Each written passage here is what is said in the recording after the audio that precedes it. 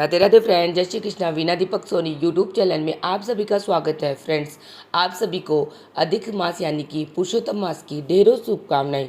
Friends, जैसा कि आप सभी जानते हैं कि अधिक मास यानी कि मल मास प्रारंभ हो चुका है और इस महीने में किसी प्रकार के शुभ मांगलिक कार्य नहीं किए जाते और न ही किसी भी प्रकार का कोई नया व्रत शुरू किया जाता है।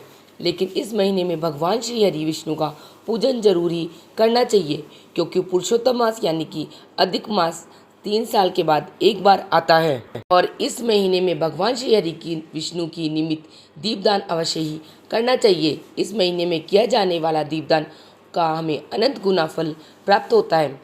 तो चलिए देख लेते हैं कि दीपदान हमें किस प्रकार से करना चाहिए। सबसे पहले तो भगवान श्री हरि विष्णु पुरुषोत्तम मास के इस वीडियो को आप लाइक कर दीजिए। अब देखिए, यहाँ पर हमने आटा ले लिया और इस आटे में हम थोड़ी सी हल्दी मिला लेंगे। भगवान श्री हरि विष्णु के पूजन में पीले रंग का अत्यधिक ही महत्व होता है, तो थोड़ी सी हम हल्दी इसमें डाल देंगे। ध्यान रहे कि इसमें नमक का प्रयोग बिल्कुल भी नहीं किया जाता है। और अब हम इसे बिल्कुल ही टाइट आटा जो है वह गूंद लेंगे। इस आटे को बनाने के बाद हम दीपक बनाएंगे।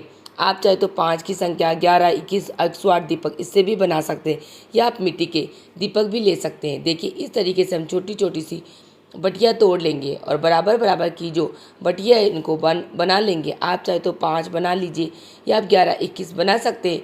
जितना आपकी इच्छा हो, सामर्थ्य हो, उस हिसाब से आप बना लीजिएगा।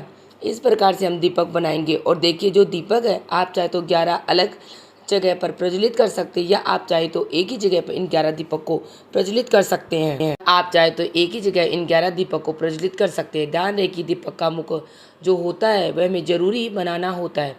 तो इस तरीके से देखिए, बिल्कुल ही गोल करके हम इस तरीके के दीपक बना लेंगे, या आप मिट्टी के दीपक ले सकते हैं। तो यहाँ पर मैंने मिट्टी के दीपक ले लिए हैं। यहाँ पर दोस्तों, इस महीने में तुलसी जी की पूजा सेवा डेली जो हो सके आपको जरूर करना चाहिए। बहुत ही शुभ रहता है, क्योंकि भगवान श्री हरि विष्णु को तुलसी देवी अत्यंत ही प्रिय है। तो तुलसी जी की पूजा सेवा रोज शाम को दीपक जलाना जरूर ही करना चाहिए। इसके अलावा आप एकादशी के दिन भी दीपदान कर सकते हैं।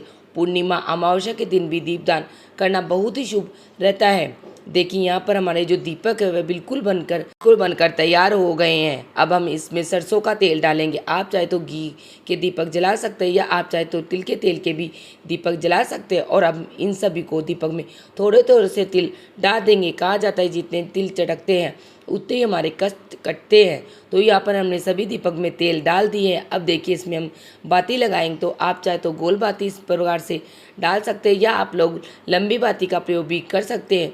तो सभी 11 दीपक हम यहाँ पर बातियाँ लगा देंगे। और ध्यान रहे कि इन दीपक में इतना तेल जरूर डालें कि दीपक कम से कम आधा 1 घंटे तक जलते रहे।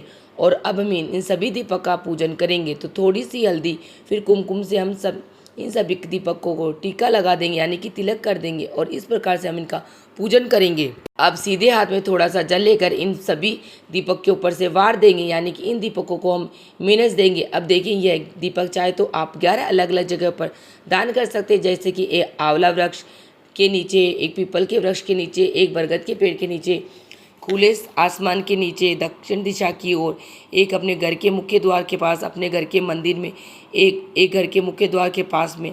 अगर आपके घर में शिवलिंग है तो शिवलिंग के पास में एक दीप दान कर दीजिए। एक दीपदान आप नदी तालाब के पास, यानी कि जलाशय के पास कीजिएगा। कहीं बाहर नहीं जा सकते हैं तो जहां आपका जलाशय यानी कि घर में पीने का पानी रखा जाता है वहां पर प्रज्वलित कर सकते हैं। या फिर आप चाहे तो इन सभी दीपों को घर के पास में कोई मंदिर है तो वहां पर जाकर भी 11 दीपदान कर सकते हैं। और अगर आप बाहर भी नहीं जा सकते तो अपने घर में तुलसी जी के नीचे, जो कि सबसे उचित जगह है, जिससे कि भगवान श्री हरि विष्णु तुरंत ही प्रसन्न हो जाते हैं, इन 11 दीपदान को आप तुलसी जी के नीचे भी प्रज्वलित कर सकते हैं। तो यहाँ जहाँ पर भी दीपदान करने के लिए देखिए, सबसे पहले हम हल्दी या रोली की सहायता से इस प्रकार से एक स्वस्तिक बना लेना। आप चाहे तो उसी जगह पर फूलों का आसन भी दे सकते हैं, या फिर आप चाहे तो अक्षत से भी स्वस्तिक बना सकते हैं। स्वस्तिक बहुत ही शुभ चिन्ह माना जाता है, इसलिए मैं इस प्रकार से यहाँ पर स्वस्तिक का निर्माण करूँगी। और इसके बाद इन सभी दीपकों को हम इनके ऊपर में इस प्रकार से सजा देंगे। सजाने के बाद ध्यान रहे कि एक एक दीपक को हमें अलग अलग प्रज्वलित करना है। ध्यान रहे कि एक दीपक से दूसरा दीपक प्रज्वलित नहीं किया जाता। तो बड़े ही आराम से भगवान श्री हरि विष्णु का ध्यान करते हुए, भगवान पुरुषोत्तम का ध्यान करते हुए इन सभी 11 दीपकों को प्रज्वलित कर देंगे। और इसके बाद अपने दोनों हाथों को जोड़कर भगवान श्री हरि विष्णु से तुलसी मैया से हम अपनी मनवांछित इच्छा मांगेंगे और अपने परिवार की सुख शांति की कामना से यह दीपक आप चाहे तो हर रोज अधिक मास में प्रज्वलित कर सकते हैं, या आप चाहे तो एकादशी, पूर्णिमा, अमावस्या किसी भी विशेष तिथि पर आप यह दीपदान कर सकते हैं। और अब जान लेते हैं कि यह दीपक हमें जलाना कब है। तो देखिए, यह दीपक आप संध्या काल में यानी कि प्रदोष काल में जला सकते हैं, या फिर आप चाहे तो सुबह में यानी कि ब्रह्म मुहूर्त में भी जल्दी उठकर स्नान इत्यादि से निवृत्त होकर तुलसी जी के नीचे भी यह दीपदान कर सकते हैं। और अब आपके मन में यह प्रश्न उठ रहा होगा कि दीदी, यह दीपक जब जल जाए तो इसके बाद इस आटे का हमें क्या करना होता। तो देखिए, जैसे कि ये दीपक जल जाएंगे तो यह जो आटा ये पूरी तरीके से पक जाएगा। तो आप चाहे तो इस आटे की लोई बनाकर गौ माता को खिला सकते हैं, या अगर आपके आसपास में कहीं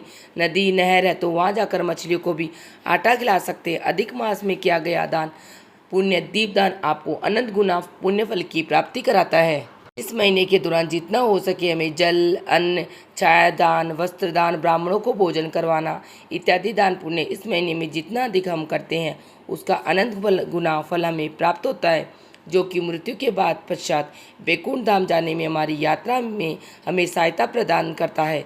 तो यह भी अधिक मास में दीपदान से जुड़ी संपूर्ण जानकारी है। वीडियो आपको पसंद आया है तो वीडियो को लाइक करके कमेंट सेक्शन में मुझे जय श्री कृष्णा लिख के ज़रूर बताना कि आपको मेरी वीडियो कैसी लगी। आपका छोटा सा कमेंट हमारी इस मेहनत को सफल बना सकता है। अधिक मास में तुलसी जी की सेवा पूजा किस प्रकार से की जाती है, अधिक मास से जुड़े संपूर्ण नियम व्रत विधि मेरे चैनल पर आ चुकी है। तो चैनल वीणा दीपक सोनी पर विजिट करके संपूर्ण जानकारियाँ जरूर ही जान लीजिएगा।